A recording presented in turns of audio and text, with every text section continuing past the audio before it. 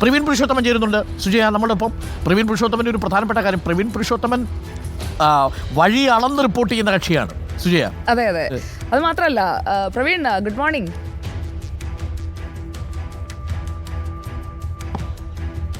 Good morning Praveen, ഒരു video ജേർണലിസ്റ്റിനെ എങ്ങനെയാണ് ഒരു റിപ്പോർട്ടർ ഹാൻഡിൽ ചെയ്യേണ്ടത് എന്നുള്ളത് ഒരു എൻ്റയർ ടീമിന് കാണിച്ചു കൊടുക്കുന്ന ഒരു റോൾ മോഡലാണ് എന്നുള്ളതാണ് ഞാൻ ഈ ഒരു വർഷത്തിനിടയിൽ കണ്ടുപരിചയിച്ചത്. കാരണം പ്രവീൺ അങ്ങനെ വലിയ പൊളിറ്റിക്കൽ റിപ്പോർട്ടറൊന്നുമല്ല, എങ്കിൽ പോലും പ്രവീൺ എല്ലാ വാർത്തകളും അറ്റംപ്റ്റ് ചെയ്യാൻ ശ്രമിക്കും. നേരത്തെ ഡോക്ടർ അരുൺ സൂചിപ്പിച്ചതുപോലെ ഒരു വഴി അളക്കാൻ പറഞ്ഞു കഴിഞ്ഞാൽ അപ്പോഴേ അത് ചെയ്യാനായിട്ടുള്ള ഒരു പ്രവീണിൻ്റെ പെട്ടെന്ന് അതിലേക്ക് ഇറങ്ങാനായിട്ടുള്ള ഒരു മനസ്സുണ്ടല്ലോ, ആ മനസ്സിനെയാണ് ഈ ഒരു വർഷക്കാലയളവിൽ ഞാൻ പരിചയിച്ചത്.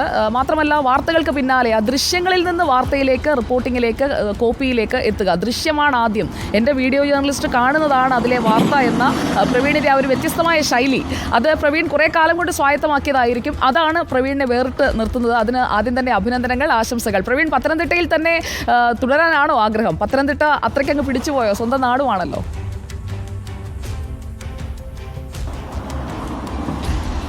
ഒരു ജേർണലിസ്റ്റിനെ സംബന്ധിച്ച് അദ്ദേഹത്തിൻ്റെ ആരും ആയിക്കോട്ടെ, ലോകത്ത് നടക്കുന്ന എല്ലാ വാർത്തകളും റിപ്പോർട്ട് ചെയ്യണമെന്ന് ആഗ്രഹിക്കുന്ന ആളുകളാണ് ജേർണലിസ്റ്റുകൾ.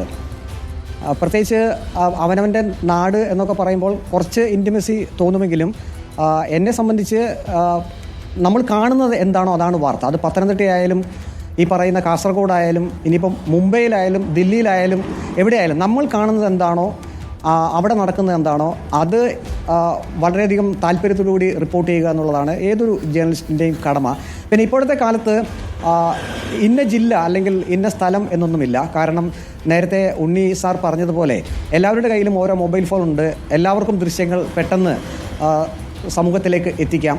അപ്പോൾ അവിടെ ജില്ലകളോ അല്ലെങ്കിൽ സംസ്ഥാനങ്ങളോ അല്ലെങ്കിൽ രാജ്യങ്ങളോ പോലും അവിടെ ഒരു പ്രശ്നമുള്ള കാര്യമല്ല. ഏത് സ്ഥലത്താണെങ്കിലും വാർത്തകൾക്കെല്ലാം ഒരു പൊതു സ്വഭാവമുണ്ട്. നമ്മൾ മുഴുവൻ എൻ്റെ ഒരു അനുഭവത്തിൽ നിന്ന് ഞാൻ പറയുകയാണ്. അപ്പോൾ പത്തനംതിട്ടയിൽ നമ്മൾ റിപ്പോർട്ട് ചെയ്യുന്ന ഒരു പ്രത്യേക സംഭവം അല്ലെങ്കിൽ അത് സോഷ്യൽ മീഡിയയിൽ പ്രചരിക്കുന്ന ഒരു സാധ്യതയുള്ളൊരു സാധനമാണെങ്കിൽ പോലും അതെല്ലാ ഇടങ്ങളിൽ നിന്നും നമുക്ക് കണ്ടെത്താൻ കഴിയും. വ്യത്യസ്തതയാണല്ലോ എപ്പോഴും ഒരു ജേർണലിസ്റ്റിൻ്റെ ഒരു അൾട്ടിമേറ്റ് എയിം എന്നുള്ളത്. അപ്പോൾ അതുകൊണ്ട് തന്നെ ഏത് സ്ഥലത്താണെങ്കിലും കൂടുതൽ ജനങ്ങളിലേക്ക് എത്താൻ ആഗ്രഹിക്കുന്ന കാര്യങ്ങൾ പെട്ടെന്ന് എത്തിക്കുക എന്നുള്ളതാണ് ഒരു ജേർണലിസ്റ്റിൻ്റെ കടമ. പിന്നെ ഇതൊരു ടീം വർക്കാണ്. ഒരു പക്ഷേ സ്ക്രീനിൽ റിപ്പോർട്ടർമാരായിട്ടുള്ള ആളുകളെയായിരിക്കും ഒരു വാർത്ത സംപ്രേഷണം ചെയ്യുമ്പോൾ പ്രേക്ഷകർ കാണുക. അതിൻ്റെ പുറകിൽ വേറെ ഒത്തിരി ഘടകങ്ങളുണ്ട്. കാരണം നമുക്ക് ഒരു സ്ഥലത്തേക്ക് പെട്ടെന്ന് എത്തണമെന്നുണ്ടെങ്കിൽ നമ്മളുടെ വാഹനം ഓടിക്കുന്ന അദ്ദേഹത്തിനും ആ ഒരു മനസ്സ് വേണം, ഒരു ജേർണലിസ്റ്റിക് മനസ്സ് വേണമെന്ന് വിശ്വസിക്കുന്ന ഒരാളാണ് ഞാൻ.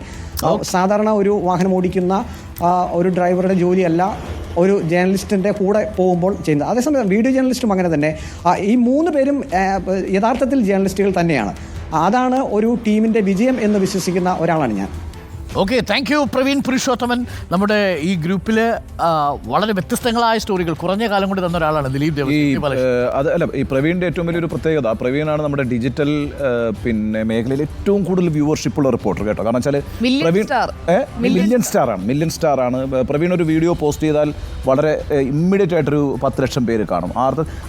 അതൊരു പിന്നെന്താ പറയുക, നമ്മൾ പറയത്തില്ല മായമില്ല മന്ത്രമില്ല, അങ്ങനൊന്നും അല്ല.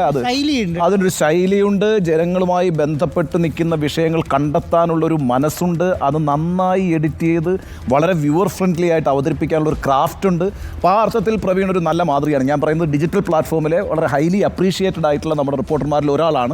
ക്യാമറമാനും ആ രൂപത്തിൽ പ്രവർത്തിക്കുന്നുണ്ട്. ക്യാമറ തന്നെ അല്ല, ശരിക്കും വരുന്നത് മനസ്സറിഞ്ഞ് പ്രവർത്തിക്കുന്ന ഒരു ഐക്യം ഉണ്ടായിരുന്നു അല്ലേ? റൈറ്റ്. അപ്പോൾ